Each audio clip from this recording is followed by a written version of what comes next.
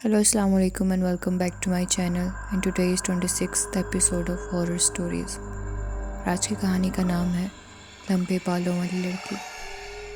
ये कहानी है मेरी छोटी बहन की जिसके बाल बहुत लंबे होते थे और उसके ये खूबसूरत बाल उसकी ज़िंदगी की सबसे बड़ी परेशानी बन गए। कैसे? आइए वीडियो में देखते हैं और सुनते हैं उसी की ज़ुबानी।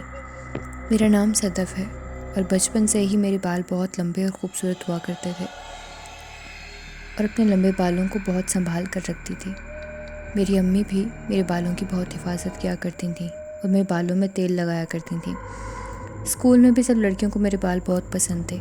मेरी आदत थी कि स्कूल से फ़ारिग होने के बाद हमारे घर के पास ही एक बहुत बड़ा दरख्त था जिस पर पास के लोगों ने एक झूला लगाया हुआ था, तो मैं अपने दोस्तों के साथ मिलकर वहाँ स्कूल की छुट्टी के बाद झूले लिया करती थी।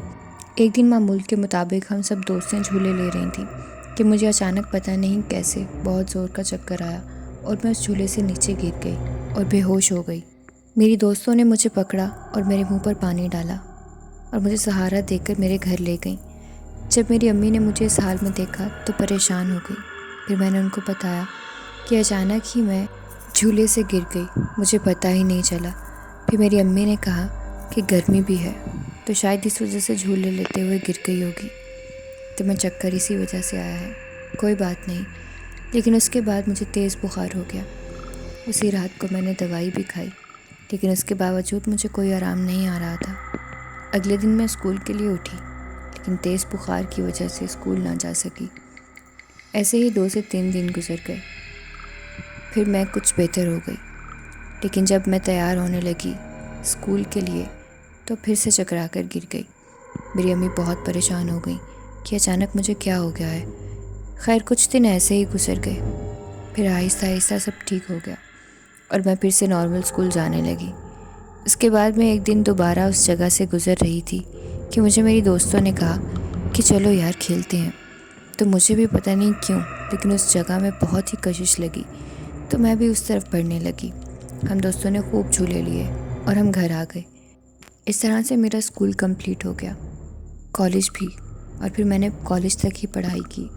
उसके आगे मैं पढ़ना चाहती थी मगर पढ़ नहीं सकी क्योंकि मेरी हालत ही कुछ ऐसी हो गई थी।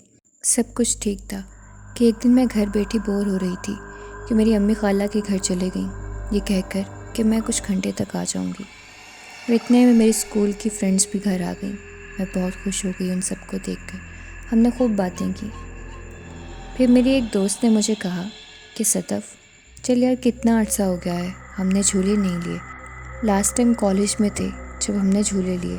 मैंने कहा यार मेरी अम्मी घर नहीं है, तो वो कहने लगी कि हम जल्दी आ जाएंगे 10 मिनट तक, फिर आंटी के आने से पहले तुम पहुंच जाना। तो मैं मान गई क्योंकि मेरा दिल भी बहुत कर रहा था। खैर हम सब चले गए। हम दोस्तें झूले ले रही थी, बहुत इंजॉय कर रही थी। मैं झूला झूल ही रही थी और साथ ही अपनी दोस्त से बातें भी कर रही थी कि अचानक मेरा पाँव पत्थर से टकराया और मैं झूले से गिर गई और मेरे सर में बहुत ज़ोर की चोट आई। वो मुझे मेरे घर ले आई। मेरी अम्मी ने बहुत डांटा और उस चोट के बाद मेरी हालत बहुत ख़राब रहने लगी। मैं बैठी बैठी गिर जाती, बुखार ऐसा चढ़ता कि मुझे 2-2 हफ्ते बुखार ही रहता, कोई होश ना होती। समझ से बाहर थी मेरी हालत। मेरी अम्मी भी मेरे इस हाल से बहुत परेशान थी। उन्होंने मेरा बाहर जाना भी बंद कर दिया था। एक दिन मैं सोई पड़ी डर गई। मुझे बहुत अजीब सा ख्वाब आया। मैंने देखा कि एक छोटे से कद का खौफनाक शक्ल का एक आदमी मुझे घूर रहा है। वो कोई इंसान नहीं लग रहा था, बल्कि कोई जिन्नुमा चीज़ लग रही थी। मैंने अपनी अम्मी को कुछ भी नहीं बताया ताकि वो परेशान ना हो, पर यही मेरी गलती थी। एक दिन मैं नहाकर छत पर गई। सर्दियों के दिन थे, बहुत खूबसूरत धूप निकली हुई थी, तो मैंने सोचा कि छत पर जाकर धूप लगाती हूँ, और कुछ कपड़े भी धो रही थी तो वो भी तार पर डालने थे। मैं छत पर गई और तार पर कपड़े डालने लगी। मुझे ऐसा लगा कि मेरे पीछे कोई खड़ा है। जब मैंने मुड़कर देखा तो पीछे कोई भी नहीं था। थोड़ी देर बाद मुझे ऐसा लगा मेरे पीछे से कोई भाग कर गया है। जैसे मैं मुड़ी तो किसी ने मेरे बाल खींचे इतनी ज़ोर से कि मेरी आंखों में आंसू आ गए, मगर वहाँ कोई भी नहीं था। इतने में मेरी अम्मी छत पर आ गई। मैं इनको बताने लगी कि ऐसे किसी ने मेरे बाल खींचे हैं, तो वो कहने लगी कि कोई भी नहीं है, तुम्हारा वहम होगा। मैं भी उनसे बात कर ही रही थी کہ اس کے بعد جو ہوا اس نے تو مانو مجھے زندہ لاش ہی بنا دیا۔ میں باتیں کر ہی رہی تھی کہ نیچے سے میری امی کی آواز آئی کہ صدف آ بھی جاؤ، سارا دن تم نے چھت پر ہی گزار دیا۔ یہ سن کر تو نہ مجھے اپنی آنکھوں پر یقین آ رہا تھا جو دیکھ رہی تھیں، اور نہ ہی اپنے کانوں پر جو میری امی کی آواز سن رہے تھے۔ میں نے دیکھا تو وہ جو میری امی کی شکل میں میرے سامنے کھڑا تھا، جو بھی تھا، وہ مجھے دیکھ کر ہنس رہا تھا، اور جب میں نے 2 سیکنڈ کے بعد دیکھا تو وہ وہاں سے غائب ہو چکا تھا۔ میں نیچے آ کر اونچی اونچی رونے لگی اور اپنی امی کو بتایا تو انہوں نے کہا بیٹا تمہارا وہم ہوگا۔ تو میں نے ان سے لڑنے لگی اور کہنے لگی مجھے پتہ تھا آپ یہی کہیں گی، یقین نہیں کریں گی میری کسی بات کا، جس کے ساتھ ہوتی ہے وہی جانتا ہے۔ کچھ دن ایسے ہی گزر گئے۔ اب مجھے چھت پر جانے سے ڈر لگنے لگا کہ ایک دن میرے بھائی نے مجھ سے کہا کہ چھت پر سے میری گیند لا دو، تو میں نے کہا خود چلے جاؤ، لیکن اس نے کہا مجھے دیر ہو رہی ہے، تو میں ہمت کر کے چلی گئی۔ اس دن میں بہت تیار ہوئی تھی، میں نے خوشبو بھی لگائی ہوئی تھی۔ میں اپنی دوست کے گھر سے آئی تھی۔ جب میں چھت پر گئی تو میرے سامنے ایک چھوٹے قد کا جن کھڑا تھا جسے میں نے اپنے خواب میں دیکھا تھا۔ میں نے اس کو دیکھ کر خوفناک چیخ ماری اور بے ہوش ہو گئی۔ گھر والے سب جمع ہو گئے، مجھے میرے کمرے میں لے کر گئے۔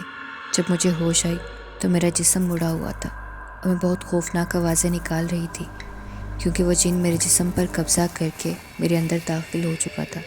پھر ہمارے گھر کے پاس والی مسجد کے مولوی صاحب سے حساب لگوایا۔ انہوں نے بتایا کہ اس درخت سے آپ کی بیٹی پر جن عاشق ہو گیا ہے، اور اس کے لمبے بالوں اور خوشبو سے وہ اس کو پسند کرتا تھا، تو اس لیے اس میں داخل ہو گیا ہے، اور وہ جن بہت طاقتور ہے۔ ایک بار جسے اپنے قبضے میں کر لے اس سے جان چھڑوانا بہت مشکل ہو جاتا ہے۔ میں بھی تو اس کو جیسے تیسے قابو میں کر لوں گا، لیکن اگر آپ کی بیٹی دوبارہ اس درخت کے پاس سے گئی تو وہ اس کو کبھی نہیں چھوڑے گا۔ خیر انہوں نے اپنے نورانی عمل سے جیسے تیسے اس کو قابو کر لیا، اور ایسے میں اس کی قید سے آزاد ہو گئی۔ کچھ دن ایسے ہی گزرتے گئے۔ ایک دن میں اپنی دوستوں کے ساتھ بازار چلی گئی اور واپسی پر ہم نے شارٹ کٹ لیا۔ وہی میری زندگی کا سب سے بڑا عذاب بن گیا۔ میں پھر اس درخت کے پاس پہنچ گئی جس نے میری اتنی بری حالت کی تھی۔ اس جگہ میں عجیب سی کشش تھی جو مجھے اپنی طرف کھینچ رہی تھی۔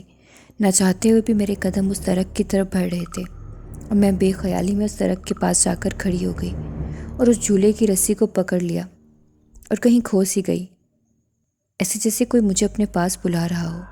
اتنے میں زور کی ہوا چلی اور میرے بال اڑنے لگے۔